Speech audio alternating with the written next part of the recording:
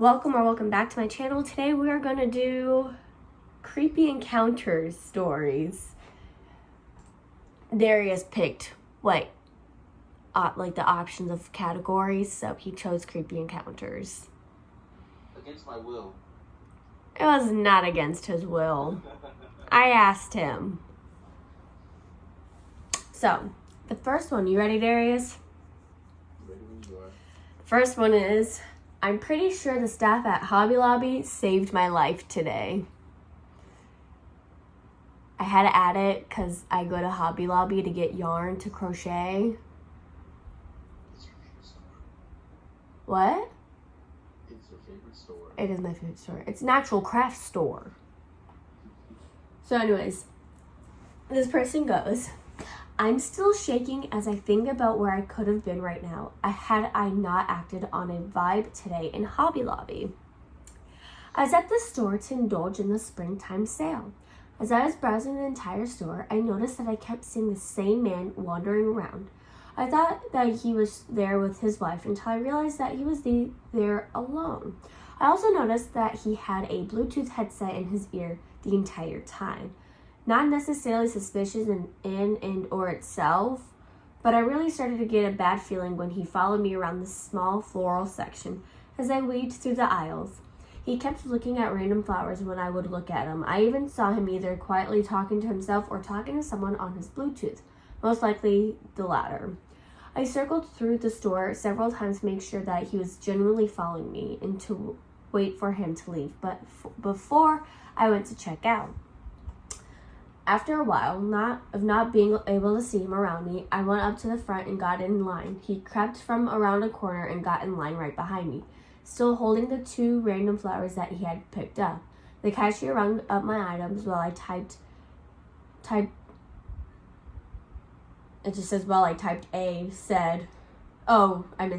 note on my phone. I told her that I had an online coupon and showed her the note that said, the guy behind me has been following me throughout the store. She said that she was going to get the manager to verify the coupon.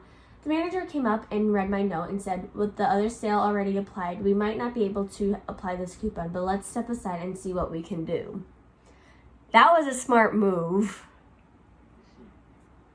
So, she took me past the register to get the details while the cashier rung up the man. I told her everything and I looked back and the guy is telling the cashier that he forgot something that he wanted. He then goes back to the floor section to add another random ass stem to his item. He looks at me talking to the manager and tells the cashier that he needs something else and leaves the register again to get another random item. It was at this point that I knew that he was stalling to wait for me. The manager picks up on this too and calls up a male staff member to go out to the parking lot to make sure that the man got into his car and drove away. The guy paid for his 4 random flowers and left the store. The staff member came back in and verified that he drove away and offered to be in the parking lot until I safely drove away as well. He came out with me and pretended to grab carts until I had safely made it to my car and left. I'm so thankful to the staff that immediately jumped into discreet action to ensure my safety. And there is an update. So you ready for the updates? What's the update?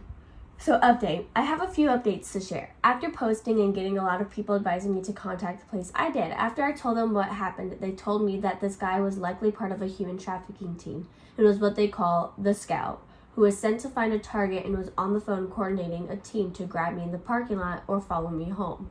They said that these types of operations have specifically been targeting craft stores in places like Target, where women often go alone. They worked with Hobby Lobby and have secret security footage.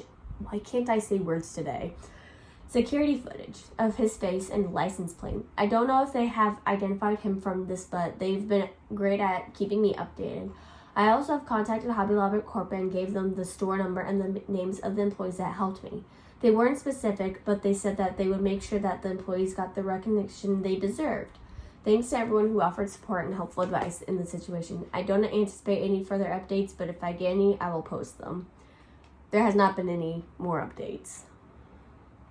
So, but to the comment section.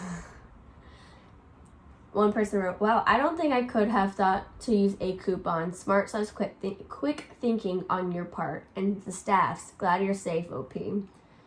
OP responded, the thought really came out of nowhere as soon as I saw him behind me and I felt completely trapped. I'm glad that the staff were so composed and helpful. And then the person someone else commented, see if there's a survey on your receipt and praise the hell out of the staff. They're usually recognized by HQ and the staff can get a bonus or promotion.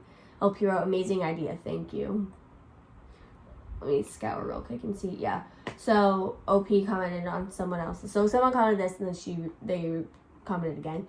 Call HQ to let them know how well they did and what they did. Also post a 5-star review on FB and Google My Business for them.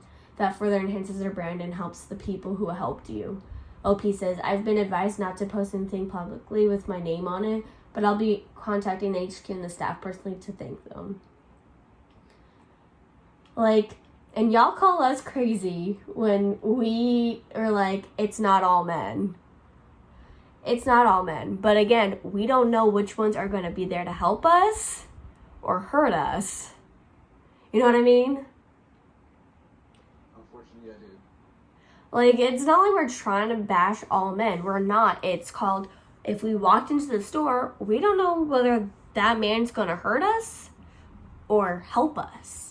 And if you are a man and you're watching this, tend to be more of the help one because we would appreciate it. Because without females, you guys wouldn't be here. You'd all be test tubes. But yet again, we wouldn't have the eggs of the female because the female produces them. So if there's no females in the world, there'd be no one in the world. Or do exactly what that one guy tried to do and let me find you so then I'll kill the fuck out of you. That is simple. But OP was very like, she responds to like everything.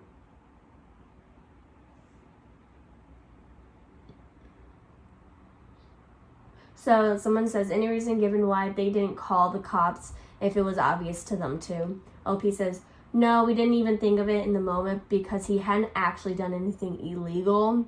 The manager did say, this is the first time I've had something like this happen, so it probably didn't come to her mind either because it was a novel situation. The focus was just on getting him out and away before me. Oh yeah, I mean, Like, technically, he truly didn't do anything illegal. exactly so.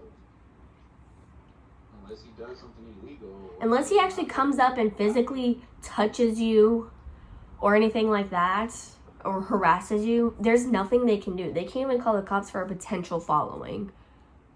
Because you could have been getting things in the same aisles as you, and it just so happens to be at the exact same time you're there. You know what I mean? Like, it happens. But yeah. Let's move on to the next one that's very, very long. It's not as long as it's fairly long. I'm going to have to skip the comment section on this one because of how long the story is. So you ready? Yep.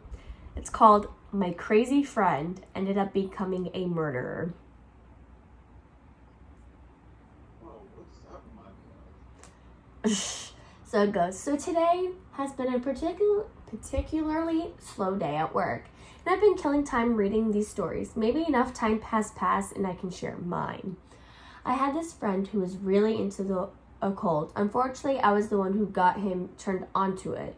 We had a mutual appreciation of the paranormal and all things weird, so I thought the subject would interest him. He started going deep into the subject to the point where he wouldn't talk about anything else. He would actually interrupt a conversation and force the subject back to occult matters. Rude, but sometimes people go through phases where their interest is all they want to talk about. It was a mostly forgivable offense. I think I should mention that this particular friend didn't have a very large friend circle. His depression and introverted nature kept him inside a lot. He didn't have the best luck in relationships with women. His world was kind of small, and I did enjoy hanging out with him, so I did my best to be a good friend. I didn't want to just brush him off because he was acting a little weirder than normal. Honestly, for the longest time, he was a totally normal guy. We'd chat and play games together on PlayStation. Sometimes we'd go see movies, with my boyfriend accompanying us. We all hang out at the park. We went swimming. Overall, we had a good time hanging out. Things started to go downhill when he started to smoke DMT. I don't know what DMT is. So, if you do know, let me know down below. Personally, I think psychedelics are amazing tools that can offer insights into your life, but they should be treated with respect. My friend got to the point where he was making it himself. Apparently a pretty easy thing to do after a meager amount of research. And he was smoking it daily, multiple times a day. Darius, can you still hear me? Okay. For those of you who aren't familiar with the substance, when you smoke it, you get transported to a different world, an entirely new plane of existence. So basically LSD is what I'm getting from this. Your body and yourself don't exist anymore. You're just exploring this alternate reality dreamscape. My personal experience with it led me to seeing a dragon once in this kaleidoscope of a cornucopia. People see all kinds of different things there. Imagine what that does to a person when they're smoking it 30 plus times in a day. Jesus. He's hitting this shit like it's a vape. Or even a cigarette, like damn. He started telling me things like he was the reincarnated Osiris. He said he was seeing Egyptian hieroglyphics, this word always gets me, all over the place in waking life. Apparently he had hour-long conversations with entities in his bedroom, even he wasn't smoking DMT. Of course, I was very alarmed to hear all of this, and I told him he needed to take a serious break. No drugs at all for a few months so he can find solid footing in reality again. At this point, I was still hanging out with him because he obviously needed some help. And like I said before, he didn't have a lot of friends that could give him that. He was also the black sheep of the family, so I knew he wasn't getting any kind of support from them. He was really close to his sister, and I did reach out to her on Facebook to express my concerns. I pushed her to talk to him into getting some psychiatric help because he was slipping past the point of no return. I'm not really sure if she took my messages seriously since we didn't really know each other. Plus, she's at least 6 years younger than us and possibly don't grasp how serious the situation was becoming. In any case, I'll jump forward now to the part where things started to get really creepy. My boyfriend had made arrangements to hang out, but they put hang out with our friends at the park. I didn't really want to go because I felt like I needed a break from him and his nonsensical ranting. I just couldn't deal with it on that particular day. My boyfriend said he wasn't all that bad, and we went anyway. Apparently I can't read today either. We get to the park and he's his usual self, ranting about Egypt and made up gods that only he knew the truth about, etc. He also had this large hunting knife that he kept fiddling with the whole time we were on a walk. He told us that he had been using it in ceremonial magic and that it helped to banish negative thoughts. It made me extremely uneasy. He would do this thing where he would take the knife and make stabbing motions near his heart or head, like he was mocking stabbing himself, all while holding a conversation with me or my boyfriend. I think we were both really on edge and didn't know how or what to say or do about it. I tried to distract him from doing it by bringing up other subjects that might interest him, but he kept on with his ritual. By the way, the word ritual is in quotation marks. Keep in mind, we were walking on a trail, so it wasn't like we could just say goodbye then and there. We had to walk back to our car and drop him off at his car. My boyfriend had the bright idea that we should get some lunch after our walk, even though I was doing my best to give him a look that said, "No, you crazy fuck. Why do you think I want to spend any more time with this nut?" But it must not only have been very effective, or my boyfriend was ignoring it. Not sure. Either way, we ended up getting in the car to go get lunch. In the car I was driving, my boyfriend was in the passenger seat and our weirdo friend was in the back. Why didn't you just take him to his car? As we're heading through a busy part of town, we're all the shopping and restaurants are, I hear the distinctive sound of a belt buckle coming undone. Then I heard the worst sound imaginable. I peeked back out of the corner of my eye, and my suspicions were confirmed. This crazy fucker was full on jacking off in our back seat. I mean, pants all the way down, bare ass on the seat, beating it so hard it was like he wanted to rip it off. Okay? You can't see Darius, but he's like this. They can't see you. I have to reenact what you're doing. I mean, he's playing a video game while listening to me, but he's like... So this guy was jacking off in the backseat of this person's car. Gross. Instantly, I felt sick to my stomach, and all the nervous energy I had throughout the day popped up into my head. I was trying not to shake and trying to ignore it and drive through heavy traffic. I kind of had a freeze response, I guess. The whole time I kept thinking about that huge ass knife he had in his pocket, and obviously he was completely off his rocker now.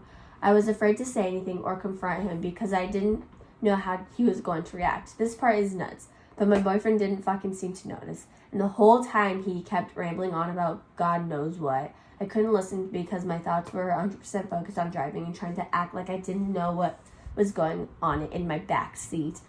Don't people know the rearview mirror can see straight into the back seat? I mean, depending where she's sitting, honestly. No, you can still see the back seat. No matter how you have it, you can still see the back seat. I mean, I've never done what they would. Oh, I can. I can see my back seat and the back window. Anyways, let's continue. We get to the restaurant. My boyfriend runs inside to grab food.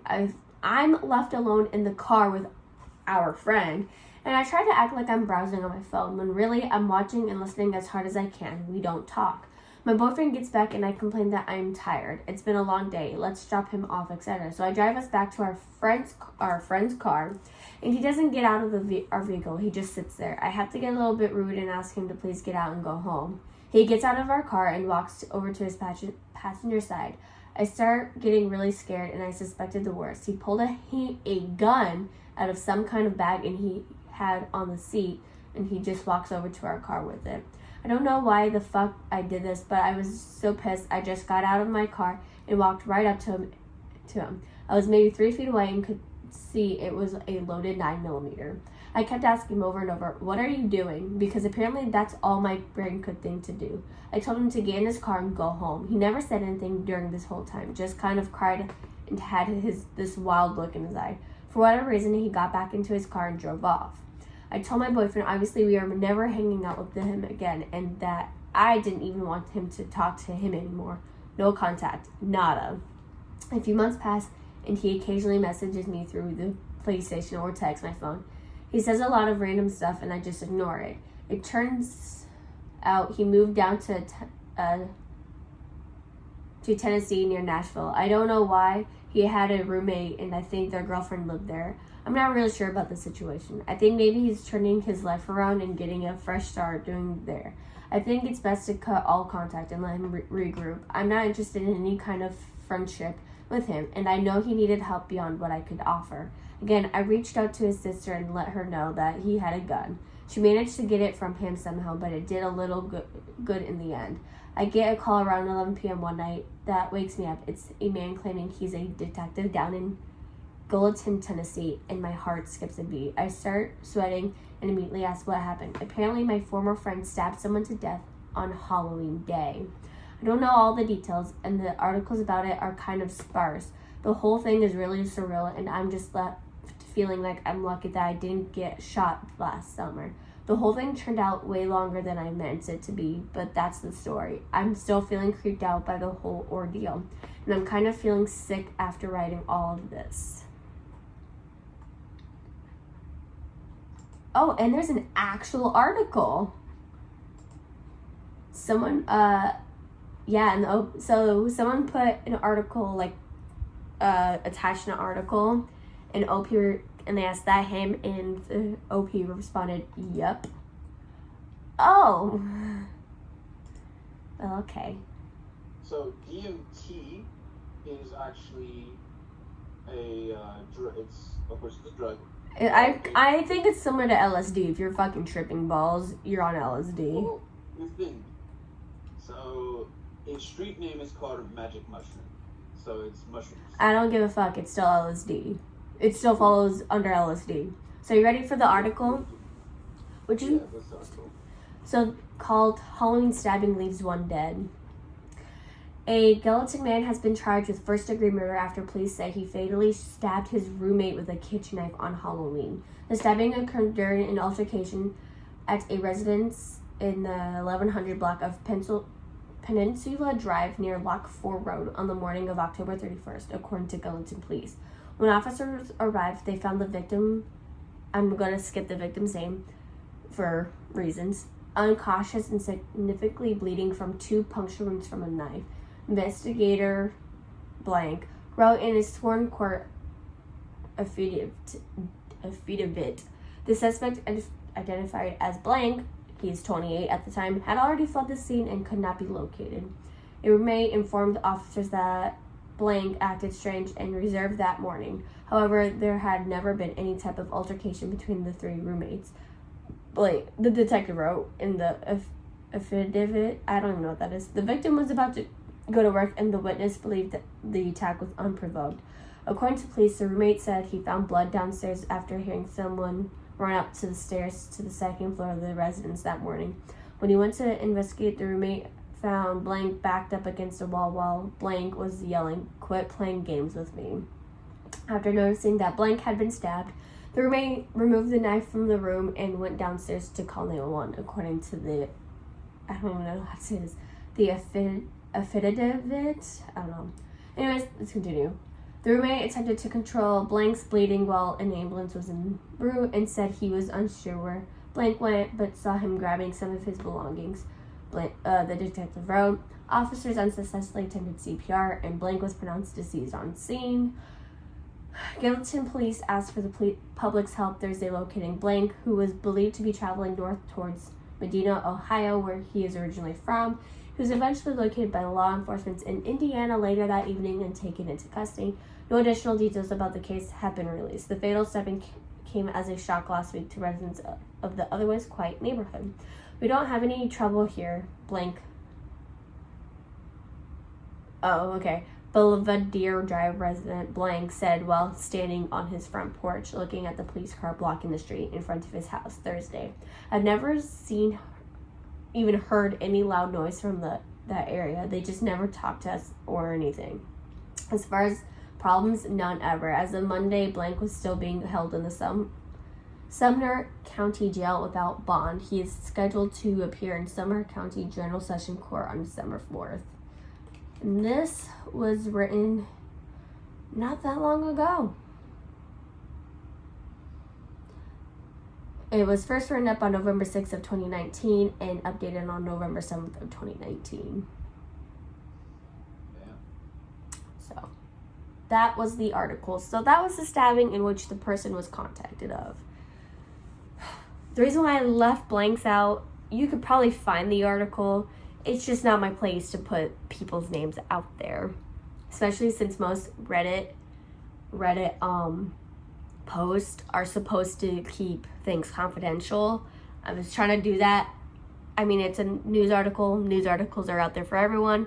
If you can find it, you can read it yourself and see the names. But I'm personally not going to put it out there. So you ready for... The last one is short. So you ready? Yep. Hot. Okay. I was vacuuming my house at 9:30 p.m. with my music playing when... That's the title. So you ready? Mm-hmm. I get a knock on my door. My boyfriend was at work and I was not expecting company. Especially so late at night. I turned my music down and realized the door is not fucking locked. Instantly, I'm terrified. I'm only 4'10", so I had to prop myself up the wall to look through the peephole and carefully lock the door. Okay, I feel that. I had to stand on my tippy toes to look through the peephole. And I'm 5'5", so I feel for this person having to use things. But anyways, More pounding. The man outside my door is no one that I recognize and looks disgruntled, dirty, and quite frightening. He was short and stocky and looked angry. He grew frustrated knowing I just turned my music down. He heard me lock the door and started calling out, "Ma'am." More knocking. "Excuse me, ma'am." How the fuck did he know I was a woman? I look around the room and see my blinds were open, and I realized he must have been watching me vacuum. Thankfully, my neighbor right across from me opened their doors, and the husband asked, "Excuse me, who are you and what are you doing?" Startled, the creep fumbles and says, "Oh, good evening, sir. I was just going to offer my carpet cleaning services to her." The husband goes, "That's great. She doesn't want it. You need to leave right now." Creep left promptly. Afterwards, I called the police, my boyfriend, and closed up my blinds and texted the neighbors to thank them for scaring him away. I paid extra to live on the top floor, but it seems this creep was watching me from below. And there's an edit. So I'm guessing they live in an apartment. Yeah. Kind of thing. So, edit. So happy to have seen this blown up. Thank you all who messaged to ask permission before sharing the story on your podcast and YouTube channels. It was so fun to watch each one play out. So, I know I'm sharing this. Technically, since it's on the internet, it's free. And I actually do look through the rules. I can share it. They even mentioned if you're going to share this on podcasts and YouTube videos, it's free to, especially if you post it. I actually do look up the rules before I start doing things. So yeah, that's that. So I've gotten a little more creeped up about the Hobby Lobby one. Just because I go to Hobby Lobby.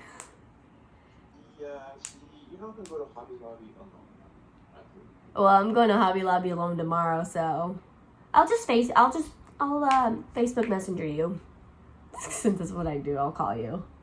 Or I could just use your satellite surveillance and just follow you. If you want to do that too, go ahead. I know, ladies and gentlemen, I know that sounds fucking creepy as hell. He's in the military, so he technically has permission from me if he needs to stalk me. I've already given him permission. It's also supposed to be for if I feel like I'm being followed. That's it. But because he's in the military, he technically can see all of you right now. How does that make you feel? It's more through thermal imaging, if you really want to know. And if you're people who believe that the government can't see you, they can. There's satellites in the space, and what the fuck do you think they use it for? Also, you guys have cameras on your phones and computers. And that too. Which reminds me, I need to fucking start putting the cover on my camera, on my laptop camera. No, don't do that. That's for your safety. Bitch, if you can see me on my phone, that's great, but you don't need to see me through my laptop too. I mean, just keep your laptop closed and then you're good. Or I can just tape something to cover my laptop, because your laptop is more likely to be hacked than your phone. Good point. So hence why I try to cover it. Because there is actually another story. I think they also made a movie on it, but legitimately someone hacked this lady's laptop and could see her all the time. Well, there's also GoldenEye. What? The movie GoldenEye. It's basically about fucking all the cameras in the world being used to like see people and shit. Oh yeah, like you can be located. The government can hack into your phone at any time. Also, if you're trying to hide, don't buy a phone and don't go into cities. Cities have cameras all over the place that the military and government can hack into at any time. Because they have permission to. Then again, you can't hide basically anywhere because again, satellites. And again, you can't, even if you go off grid, you're technically not off grid because again, there's satellites, there's cameras up in space, they can find you. But anyways, moving on. I'm editing the video. This is already a 30-minute video, so if you enjoyed the video, please leave a like or a thumbs up. If you're not yet subscribed, please subscribe and turn on the bell notification. I'll see y'all in the next video.